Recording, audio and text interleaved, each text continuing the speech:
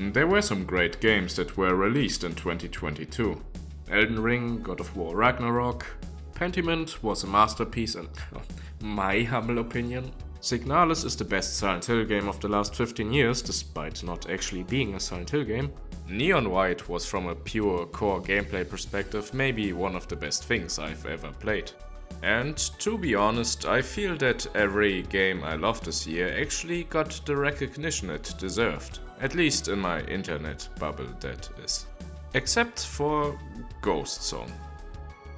But while I think it's unfortunate that it didn't get a bit more attention, I can totally understand why this is the case. Ghost Song is a 2D Metroidvania, and through the indie scene we got many of those in the last couple of years. And by many I mean a fuck ton. So nowadays when you're making a 2D Metroidvania you need something new. A fresh setting or an interesting gameplay idea or a look you haven't seen before in order to stand out. And Ghost Song, well, it takes place on an alien planet like Metroid. By holding one of the shoulder buttons you can aim freely in a 360-degree angle while standing still, like in Metroid Dread. You can equip a certain number of modules, which are literally the charms from Hollow Knight, like literally the exact same thing. Whenever you kill an enemy, they drop nanogel, a resource which you can either use to buy stuff or to level up your character. You know, like the souls in Dark Souls. And when you die, you drop all the nanogel you carried around at that moment, and you have to pick it back up at the location of your death. But when you die again before accomplishing this, that badge will be gone for good. So, just like in Dark Souls. And like 85% of the games that came after Dark Souls. I think you understand where I'm going with this, because you're smart and I respect you. Ghost Song doesn't really do anything that you haven't seen somewhere else before. Despite that, it still was one of my favorite gaming experiences last year. And I'm going to explain to you why. So let's talk about why Ghost Song is actually pretty good. The game starts off with this little text message and then you wake up as the dead suit or in the dead suit. You don't really know what or who you are and why you are here, and neither does the protagonist.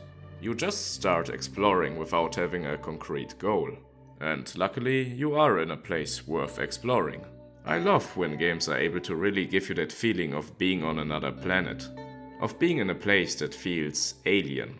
It's one of the reasons Metroid Prime is one of my favorite games of all time. And Ghost Song succeeds in that regard as well. In fact, Ghost Song has a pretty similar vibe to Metroid Prime, I feel. They both have a certain feeling of melancholy to them.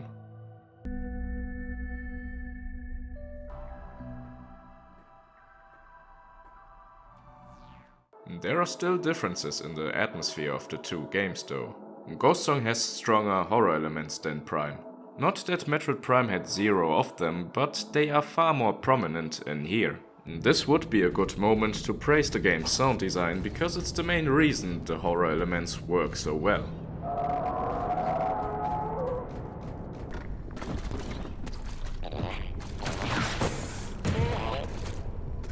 It's especially great when it comes to giving places a really gross feeling. There's another pretty big difference between this game and Metroid Prime. You aren't completely alone. Pretty early on you actually meet a group of people who crash landed on this planet you're on. And because you're cool and don't really have anything else to do, to be honest, you decide to help them out by collecting parts they need to fix their ship. This is actually your main goal in the game. There are 5 ship parts and their locations get marked on your map as soon as you start this quest. The map only displays rooms you've already been in though, and so while you technically know where they are, you still have to find your way to them. I actually really like that. I think it's a good way of giving you a bit of direction without holding your hand too much. The funny thing about the game's map is that it gave me the complete opposite effect that Elden Ring had. I think everyone who played Elden Ring when it came out had that moment where they looked at the map at the beginning of the game and went, this doesn't seem too big. And then later realized, holy shit, that was actually just a fragment of the map. This world's actually fucking huge. In Ghost Song it was more like, oh, this world is actually smaller than I thought. But that didn't bother me, honestly. When I explored a path I found and it eventually led me back to another area I had already been to, I never felt disappointed. Quite the opposite. It is fun to discover all the little shortcuts and to really get an understanding of how the whole world is put together. There are also so many little hidden secrets and items in here that you still want to explore every corner. And the stuff you can find is actually rewarding. For example, you can find healing cores. You can use them to heal yourself and they always recharge whenever you rest at a save point. You know, like the Estus flasks in Dark Souls. A fun drinking game idea, take a shot every time I mention Dark Souls or Elden Ring or Metroid. I think you might be getting pretty decently wasted. You can also find weapons. You can only equip one of them at a time. You always keep your standard blaster on though, by the way. And the cool thing is that they are all pretty different from another. Whether you're using a giant fist that does a lot of damage but is very slow and doesn't have a lot of range, or a fast spear can actually change the way you engage with enemies quite a bit. Another thing you can find are the modules. You can only equip a certain amount of them, but you can increase that number through leveling up. There are two categories of them. The suit modules give you passive effects. One of them, for example, releases an electric charge when you receive damage. The blaster modules, on the other hand, give you a secondary shot option for your blaster. Some of them are a bit more standard, like a heated plasma shot that can set enemies on fire. Other ones are a bit weirder, like this one that lets you shoot some little red blob creatures which then fight for you. Through the combination of your blaster, the modules and your weapons, combat can actually become quite engaging, at least when you're fighting normal enemies. I'm not the biggest fan of the game's bosses. There are barely any of them in the game, so it's not that big of a deal, but I found most of them to be just tedious bullet sponges that aren't really fun to fight.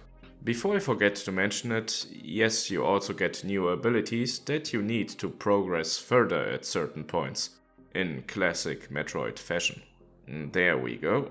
But you get a surprisingly small number of those, maybe a handful, that's it. Normally that would mean that you have more freedom in the order you want to tackle things than in other Metroidvanias that have more of those. But because the game's world is pretty small, as I've already mentioned, and the game is pretty short in general, it isn't actually that much freer in its exploration overall. The funny thing is, despite its short length, one of the common criticisms I've read about it in Steam reviews was that it drags out its playtime. What they are referring to is the fact that whenever you pick up one of the ship parts, you have to carry it back to the camp of the people that crash landed here. And you can only carry one ship part at a time, and also you can't use the fast travel system while you're carrying one. On paper this really seems like nothing more than mindless, annoying padding, only there to make the game a bit longer.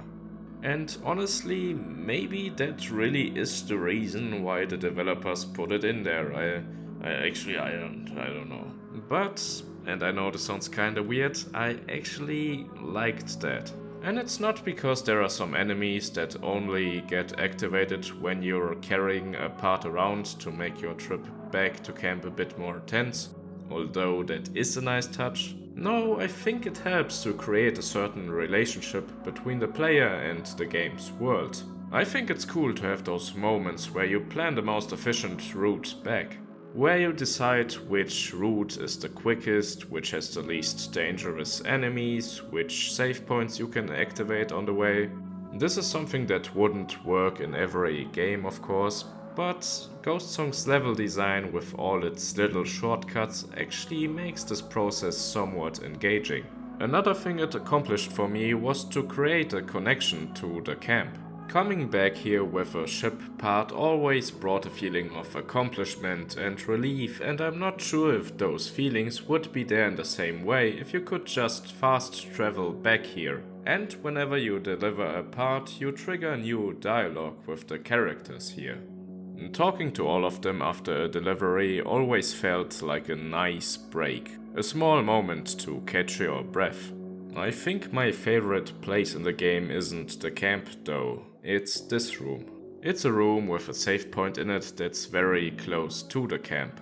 Whenever you arrive here on your way back with a ship part, you know you're almost at your destination.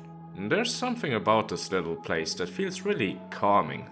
With those little creatures jumping around that can't hurt you, just minding their own business, the music, and those weird ominous stone things with that purple glow in the middle.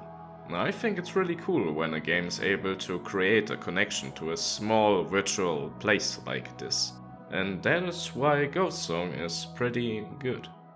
Okay, thanks for watching, bye.